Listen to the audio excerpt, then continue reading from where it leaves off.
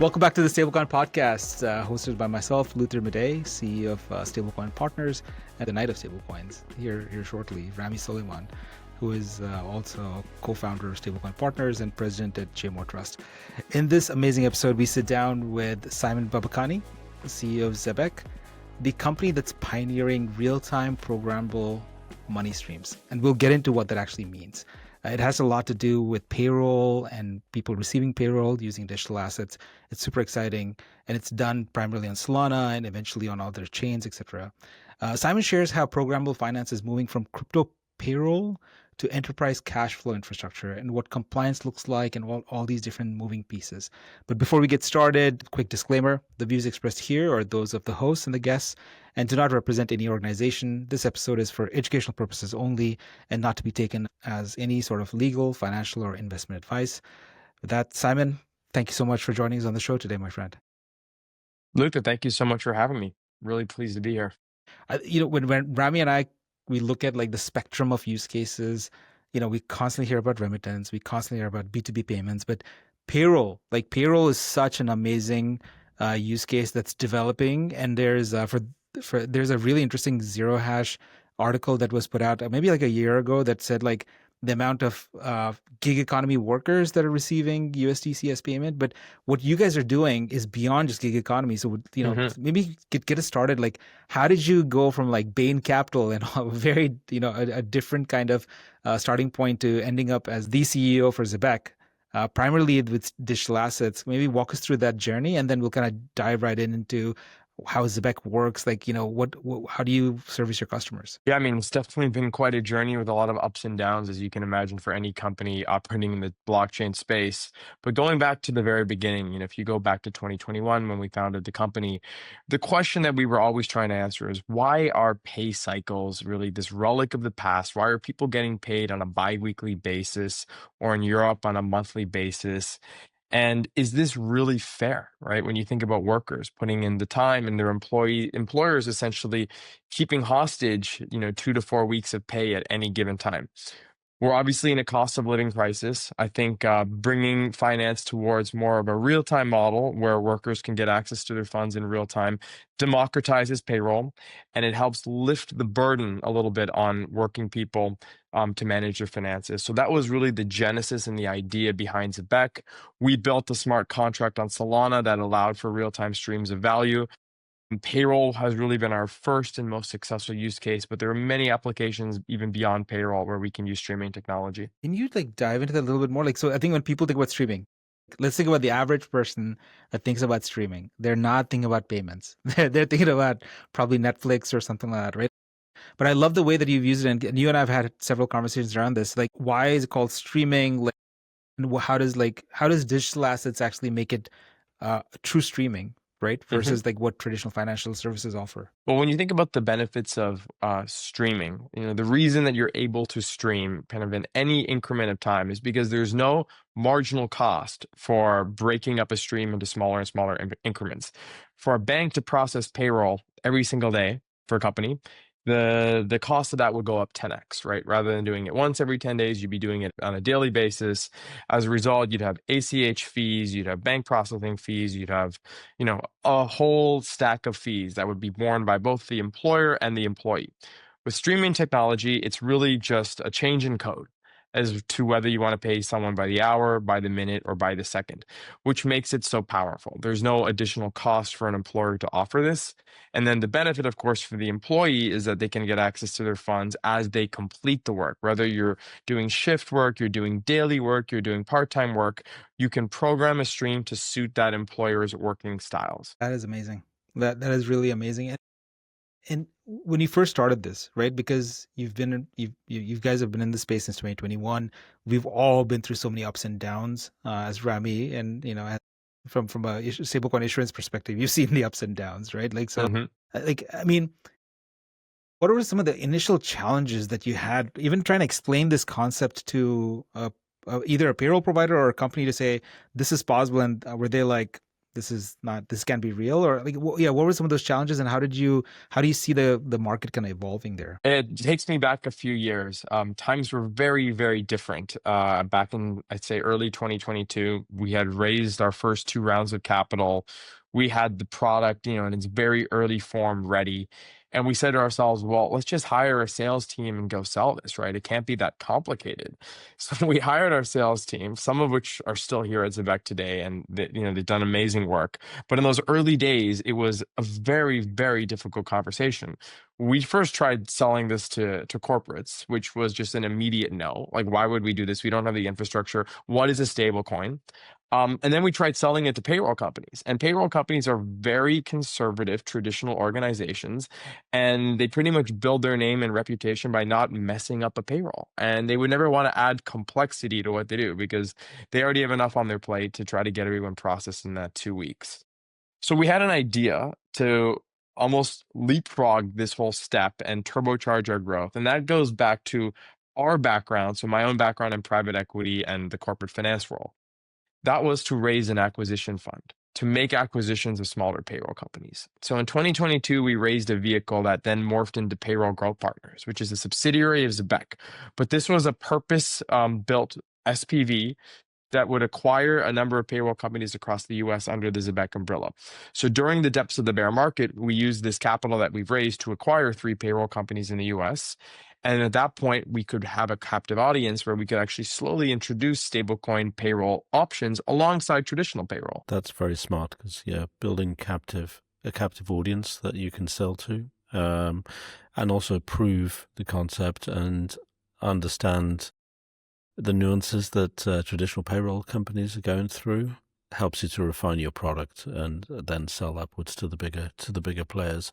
The question I had was actually when you were doing the initial sales pitches to the payroll companies, to the corporates, how much of it was that it was too early in terms of stablecoin maturation, regulatory clarity, and so on, that was making them say no? And how much was it just the concept of this is a new paradigm, quicker payment cycles, we don't understand it? Where do you think how much was due to one factor, how much was due to the other factor? And actually, I was thinking also how much is due to the fact that, by paying real time or speeding up the payroll cycles, the corporates need to have the cash in the payroll people quicker. You know what I mean? So if you're paying once a month, you can get money in on the 25th of the month because it's a 1 month thing. So they can keep that cash accruing, earning interest somewhere else before they have to pay payroll. By speeding up that, you're actually sort of, the trade-off is that they can't earn off the back of it. Did you develop your products to maybe counter that potential objection? All very great questions and definitely things that we faced in our journey to bring stablecoin payroll to the masses. I think very early on, the biggest point of friction was a lack of understanding as to what crypto was. When you told people that you're paying them in crypto, the assumption was that they were volatile assets like Bitcoin or Ethereum. There wasn't really much of an understanding even what a stable coin was a couple years ago. So that was really the first point of education for us. And then the second point is, well, why do we need to do this, right? What is the selling point? And I think back then, really the selling point was, well, if you want to attract employees and keep your employees happy and particularly appeal to a younger workforce, having this as part of your HR tools isn't an added benefit. Let's say McDonald's had this, but Burger King didn't. Would you rather go work at McDonald's or Burger King, right? And it's the same idea with the earned wage access industry, which has done really, really well actually in the fast food sector. And it's part of the market that Zebec is actually actively disrupting. But to go to your second point about what we would call the working capital component of funding payroll, yes, this is absolutely a consideration because with real-time payments, you need to also have real-time funding. And in a higher interest rate environment like we've had over the past 2 years, this is a material line item both for the revenue of the company as well as the revenue of a payroll company. If you look at ADP, one of their largest line items is float interest income revenue, right, which they make on payroll float. And ADP is only sitting on a couple days of float when you think about it, right, versus a corporate is sitting on, a much longer working capital cycle. So at Zebec, we were able to address this problem I wouldn't say problem, but pain point through a partnership with a really interesting company out of New York called Payroll. So Payroll is essentially a short-term finance business for corporates to fund their payroll. So in the event that a corporate is late for a payment for a day or two, it's not a problem. They just dip into Payroll's working capital facility to ensure that funds are always there in real time. So that's an example of us partnering with a more traditional Web 2 lending business to enable Web 3 payroll. Got it. Got it. That's really interesting. Really interesting. Where's your demographics at the moment? Are you finding more traction in the US? Is it international in terms of your operation? Are you able to give some color on the footprint and where you're seeing traction? So our card business is truly global. I think we support over 140 countries. We see usage from all over the world, but the payroll business is very much centered in the US. I think a part of that is the fact that we've made these acquisitions and our brand is known very well in the US, but also it has to do with regulation. And now that the US has clear stablecoin regulation in the form of the Genius Act, you're seeing a lot more companies that are coming to us asking to start using Zebec products. And we're also seeing more and more banks that are opting into the Genius Act, which will then open doors for us to reach more corporates in the US. It is a different story over here in Europe, which is unfortunate, but I do think Europe is a little bit behind the US. The EU, of course, has the MiCA regulation. We have recently partnered with Deutsche Bank's stablecoin, which is called All Unity. Their stablecoin is Euro AU. It's a euro-backed stablecoin. They work with many of the large corporates in the EU, particularly in Germany, and Zebec has now been chosen as their preferred payroll provider. So we're going to be using that as a great way to expand our foothold in the EU. But the UK is a little bit further behind the EU as they haven't put together this comprehensive crypto framework. The FCA has been a little bit behind on that, and the current government hasn't really made it a priority. So we're hoping to see change in the UK, but at this time, we do not offer the payroll products here in the UK. Interesting. Actually, and that answers another question that I wanted to ask. So thank you for sort of leading us in that direction, which is you have an international approach to payroll. Every country in the world needs it. So you're already not just dollar-centric with this. You have a multi-currency, multi-stablecoin approach to this product, and you expect that to expand. I guess you're in sort of dollars, euros. I guess as and when the UK regulation clarifies, you'll have a sterling stablecoin at some point in part of the payroll. Are there any other countries sort of, that where you're already working with non-dollar stablecoins? So Singapore, Australia, UAE, for example, where I'm based, is that something that's happening or on the cards? Absolutely is. Having a multi-currency solution is a great selling point for companies that have an international workforce, whether they're full-time or contractors. You let people have the option to get paid in their local currency rather than forcing them to accept your home currency. And in this day and age, I think the demand for US dollar payroll is diminishing, right? Versus how it has been over the past couple of years, just given the relative strength of the USD versus other currencies. We have definitely made we have some payroll processed in the UAE where you're based as well. But our major currencies are the USD, the euro, and the pound. And as I mentioned at the beginning, we have this set of MasterCard products that seamlessly connect to the payroll. So the one that's most interesting is the Carbon Card. So the Carbon Card is the world's very first absolutely no fee crypto card. So if you put 100 USDC on it, you can go spend $100 in the US and you won't lose a penny on fees. The reason we do this is because we view this as a wedge to grow payroll. You tell people you can get paid in stablecoin, but then you need to pay a bunch of fees to off-ramp it or spend it. It's going to reduce the attractiveness of that. It's the same model that Coinbase did, right? Coinbase said, well, with USDC, you can move it one for one. I mean, they don't make money on that, but it's been enormous for growing Coinbase as the best exchange in the US. So we're taking the same approach with payroll, and we're going to be adding additional cards in the coming months. We're going to be adding a pound card and a euro card, which will tie to the pound payroll and the euro payroll. So we'll have an ecosystem of really the three largest currencies where you can transact with no fees and get paid in that currency. That's amazing. Fantastic.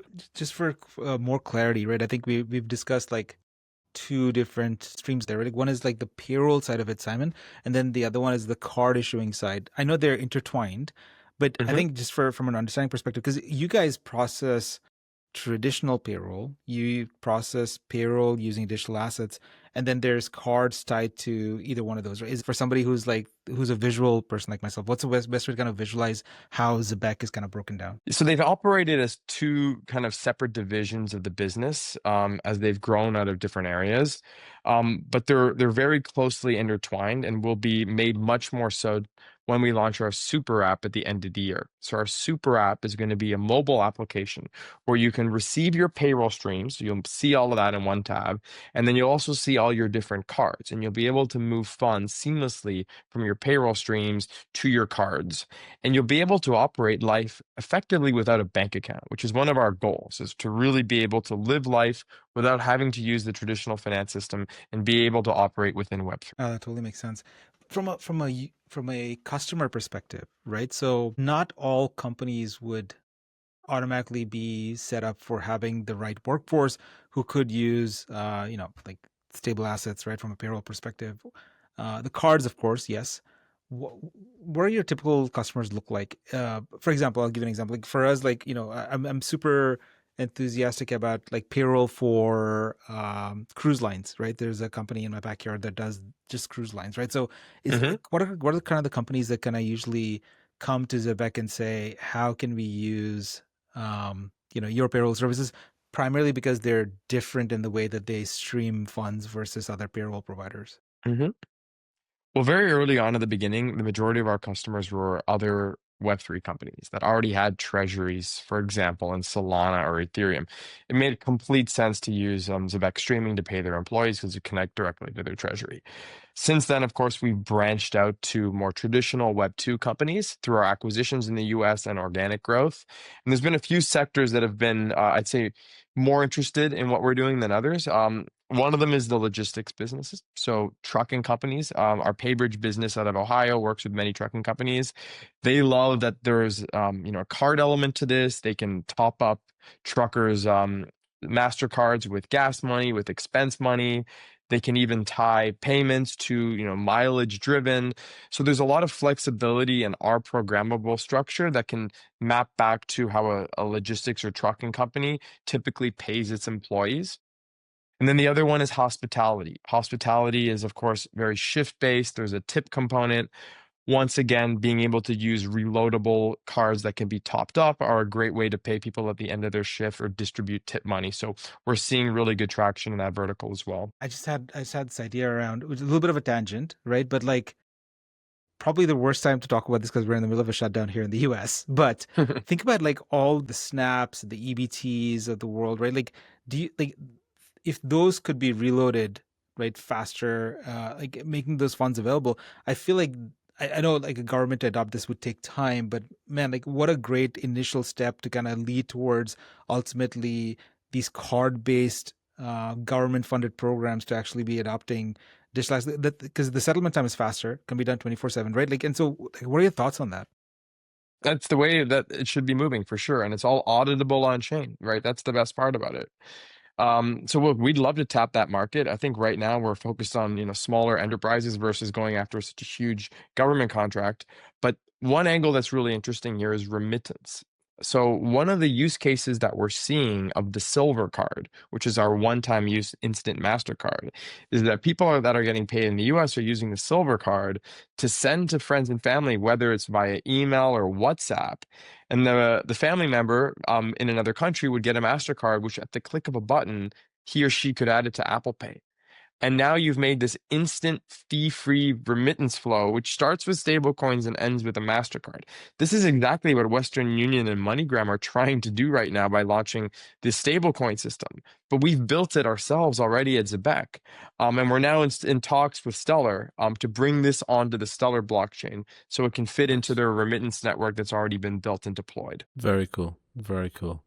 I love it from two senses, and also it wasn't just because Luther was talking about cruises. It was amusing. That's what I was thinking. I thought I was just going to talk about your holiday from the summer, but that's really good because effectively, MasterCard and the card companies are actually being super smart here in that they are utilizing their network without having to, or their trusted network, the trust that's there. And the link to the merchants for people to buy things.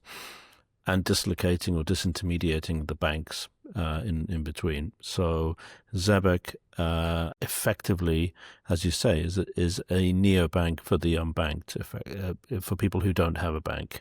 So you're able to spend money, earn money, send money. And looking at your website, you can stake, and there are some investment products there as well.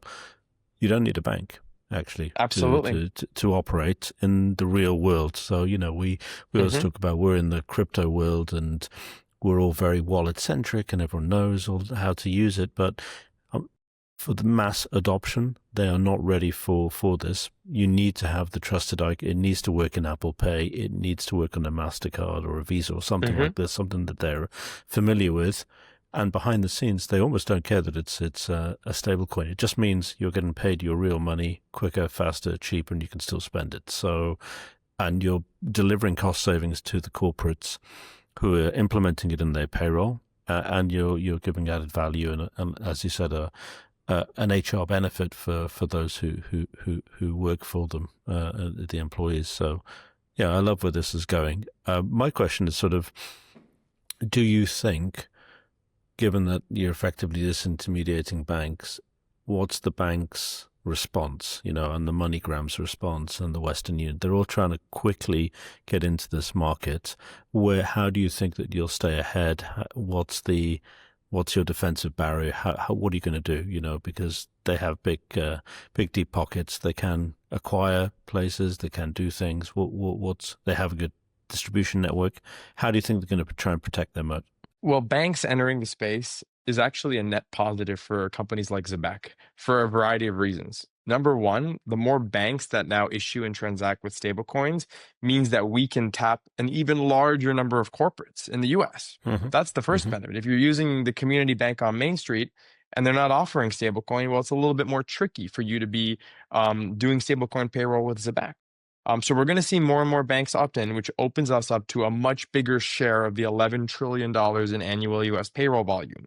And then when you see bank-led consortiums like Zelle entering the stablecoin space, that is another net positive for Zebec, because now we'll be able to connect Zelle Pay to the Zebec super app, meaning that through a simple Zelle push, you'll be able to load stablecoins directly into your Zebec app. That is the easiest, cleanest off-ramp that you could ever build. On-ramp. 100%. And it's funny because when I saw the Zelle headline today, I thought of we had Kevin Letnity from Borderless last week, a couple of weeks ago, Simon, and he said exactly. He was like, banks love consortiums, and I was like, oh, it makes sense why Zelle would launch a stablecoin, because it is a consortium of banks from that perspective, and it's a great delivery mechanism from that side, right? Like people are already using Zelle, and the fact that they can go international with very little lift by implementing digital assets makes such a huge difference for especially somebody like that who already has the reach into the user base, right? No, that totally makes sense. One thing though, Rami's question is, I love Rami's question. I would challenge Rami to say that not every bank wants to get into payroll though. Today there are payroll companies and there are banks. And you don't see a Bank of America saying, I will handle your payroll. Instead, they're like, hey, do a direct deposit with us, and then, I will give you some kind of rewards, right? So I think that the payroll, the fact that you're entering it from the payroll aspect of it is always going to be a differentiating factor compared to a MoneyGram or a Western Union or any other bank, only because these, what's happening, if you look at what's happening today, most of these remittance players are trying to become neobanks, right? And because they're launching their card products, etc., right? But they always want to be on the receiving side of it, less so on the pushing side of it, on the payroll side, right? They may do some partnership with some large payroll providers, but to be a payroll provider yourself, I think you're almost the source and origination of the transaction, Simon. So I feel like you've got this edge that other potential financial service providers like banks and MTLs, etc., probably don't. Yeah, that's one of the big reasons we went for payroll at the beginning, right? Because you're pretty much the top of the food chain when it comes to financial services. Yeah, no, 100%. I've never challenged Rami openly on this podcast before, so. No. My and you should do. No, I don't have all the answers. So my concern was, I guess. And Simon, made the good point. You're at the top of the food chain, and there's 11 trillion payroll happening globally. In But the at the US moment, only. in the In the US, US. sorry, in the US, Mhm. so even bigger market. So all that money at the moment is staying in a bank and then going to a payroll company. So what I'm wondering about is what happens to the deposit flight, because that 11 trillion of movement in the US, for example, is going to go now potentially into stablecoins or outside of a bank's remit, and therefore they lose. That deposit flight affects their capital, affects the ability to lend, drain, all these kind of things. And I guess not sure what your thoughts are, Simon, on Genius, but the way it was drafted, especially around the yield aspect of it, Mhm. was one that was a protectionist version to make sure that stablecoins weren't able to sort of accelerate that deposit flight. So I'm just thinking about it from that perspective, like what happens if in a blue sky, Zebec is doing extremely well, and loads of companies are now using that system, and they're doing it by engaging with stablecoins. The money that was generally in that system, utilizing for payroll, is now not in the bank's domain anymore, not in the bank's control. What do they do then? That was sort of where I was heading. Not that it's a problem we need to solve. They've got a big enough moat and they've got a regulatory capture already. It's fine, but I'm just interested to see how you think it plays out. Well, what you're going to see coming out of the Genius Act is that a lot of the banks are now going to be issuing their own stablecoins, right? Like you've seen with JP Morgan as well as Bank of Yeah. America, which will then attract deposits, right? So it'll just be a new product that they launch, which will then have have deposits in the bank in a different form, right? In the form of stablecoins rather than in the form of traditional deposits. And yes, banks will not be able to pay direct yield on that stablecoin, but of course, there's going to be many ways around it. There's companies out there like Ondo that we actually work with at Yeah. Zebec. We integrated USDY a year and a half ago. That is an amazing way for any of our corporate clients or retail clients on the card side to earn a yield on idle funds. And we're actually going to be expanding that partnership in the coming months. Very nice. Yeah, that's a great answer. And yeah, you're right. There's so many of these sort of tokenized treasuries or other products that are available on chain to give you that yield. I'd say the last counter is that the other solution is that we're seeing a growth of sort of deposit tokens and tokenized deposits from banks. Right. So that's the other way that they can sort of have all the benefits of the programmability and the streaming aspect of digital money, but still keep it within their purview and still have the yield. So I think that's, I guess, from your perspective, you would incorporate the bank tokenized deposits within your work streams. I'm guessing it'd just be another one of the available channels further down the line. Exactly. No, Yeah, it's yeah, absolutely important for us to work closely with banks as we scale this. yeah. That makes Yeah. sense. I know we're coming up on time here shortly, but like just a couple of things that I wanted to kind of maybe get your thoughts on, Simon. You mentioned this; it's happening today, which is everybody's launching a stable coin of some sorts. I'm super excited about that because it, like you said, more proliferation of stablecoins means better adoption, especially at the enterprise level. I'm also super excited about the fact that there's non-USD stablecoins coming out, which means that now we'll have on-chain FX and all these things. But I really don't think that, all stablecoins will see the light of day in the sense that they're publicly used by everybody, right? I really feel like the Bank of America stablecoin kind of lives within the Bank of America world. And then when it needs to move to like JP Morgan, then it's going to use like a USDC or USD. Is that kind of how you look at this multi-token kind of world that we're kind of evolving into? Absolutely. And Zebec from the beginning has always strived to be the rails of the next gen financial Okay. system.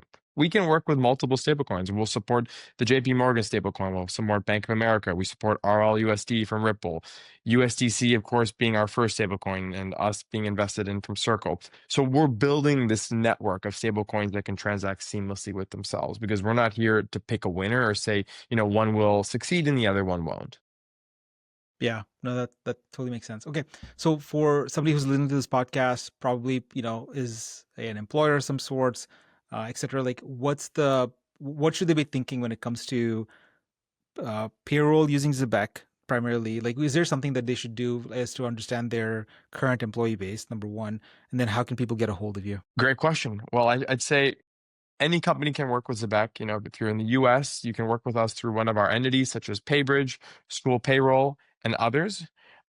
We typically operate within the Assure payroll ecosystem. If you're a company that wants to move over to Assure and work with us, we can work very closely there.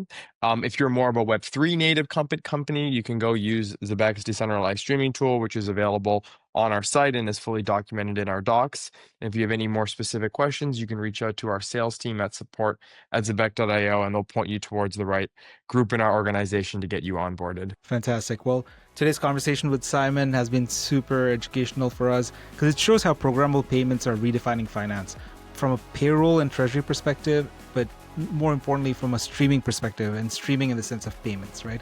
So the future of finance isn't about just faster payments, but it's about money that moves at the speed of the internet. So if you enjoyed this episode, please check out our other episodes with folks like Kevin Letnity from Borderless, Ben Milne from Braille, and Aishwari and Jamal from Polygon Labs. Simon, thank you so much for being here today.